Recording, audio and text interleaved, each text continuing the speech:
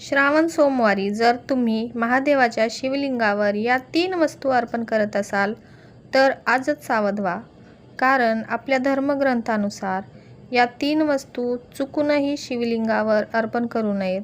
या 3 वस्तू अर्पण केल्याने पूजेचे संपूर्ण फळ मिळत नाही अशी धार्मिक मान्यता आहे. त्या 3 वस्तू कोणत्या आणि त्या अर्पण न करण्यामागचे कारण काय हे आपण या व्हिडिओतून जाणून घेणार आहोत. पण त्यापूर्वी तुम्ही जर या चॅनलवर नवीन असाल तर या चॅनलला सबस्क्राईब नक्की करा. आपल्या हिंदू धर्मामध्ये प्रत्येक महिन्याला एक विशिष्ट महत्त्व आहे, पण श्रावण महिना हा महादेवांचा अत्यंत प्रिय आणि अत्यंत पवित्र मानला जातो. या महिन्यात केलेली पूजा आणि नामस्मरण, सेवा आणि सात्विक आचरण यांना विशेष महत्त्व दिलं जातं.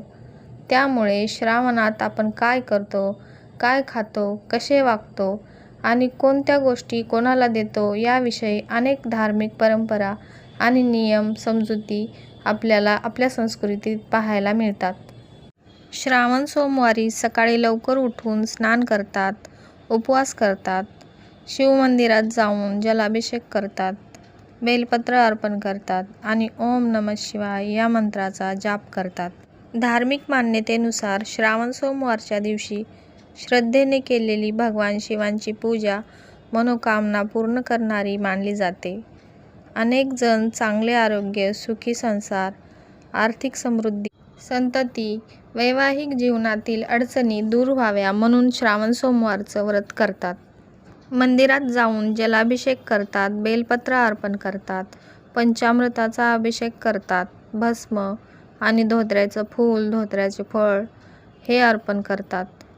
पण श्रावण सोमवारच्या पूजेत केतकीचे फूल, तुळस आणि कुंकू वापरत नाहीत. यामागे काही धार्मिक कथा आहेत. श्रावण सोमवारच्या पूजेत केतकीचे फूल का वापरत नाहीत यामागील धार्मिक कथा. एकदा ब्रह्मा आणि विष्णू यांच्यात आपल्यापैकी श्रेष्ठ कोण यावर वाद झाला. तेव्हा त्यांच्यासमोर भगवान शिव अनंत अग्निस्तंभाच्या रूपात प्रकट झाले. शिवांनी सांगितले की या स्तंभाचा अंत किंवा सुरुवात जो शोधेल तो श्रेष्ठ. विष्णूंनी खाली जाण्याचा प्रयत्न केला तर ब्रह्मा वरच्या दिशेने गेले. विष्णूंना शेवट सापडला नाही म्हणून त्यांनी सत्य स्वीकारले. पण ब्रह्मांना एक केतकीचे फूल भेटले. त्यांनी त्या फुलाला साक्षी ठेवून आपण शिवस्तंभाचा शेवट पाहिला असे सांगितले. भगवान शिवांना हे असत्य समजले.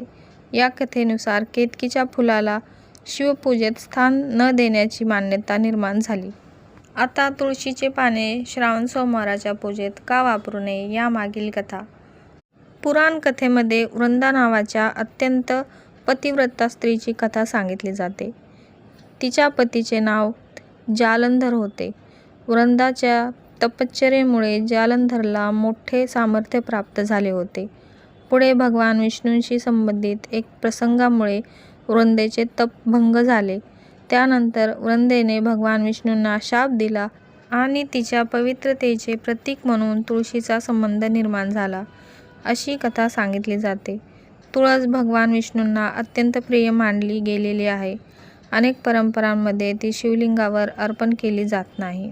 कुंकू अर्पण न करण्यामागील कथा. कुंकू हे हिंदू परंपरेत सौभाग्याचे आणि गृहस्थ जीवनाचे प्रतीक मानले जाते. भगवान शिवांच्या पूजेत मात्र भस्माला विशेष महत्त्व दिले जाते.